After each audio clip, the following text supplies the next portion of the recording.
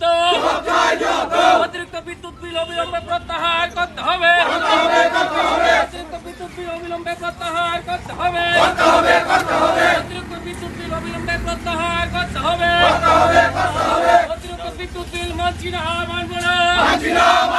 অতিরিক্ত বিদ্যুৎ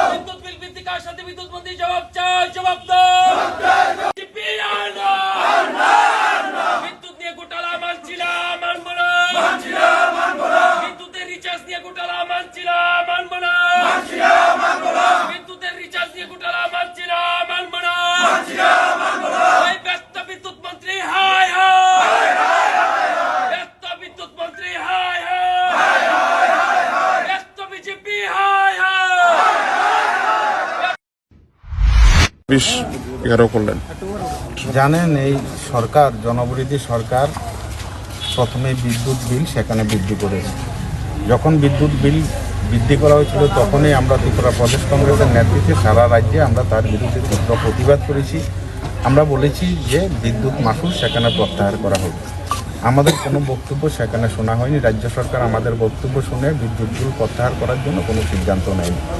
তার পরবর্তী সময় দেখলাম যে যারা বিদ্যুৎ ভোক্তা তাদের পকেট কাটার জন্য সেখানে রিচার্জ সেখানে চালু করেছেন। মোবাইলে যেভাবে রিচার্জ করা হয় সেভাবে বিদ্যুতেরও সেখানে কার্ড দেওয়া হয়েছে, কার্ড চালু করা হয়েছে, রিচার্জ করা হচ্ছে।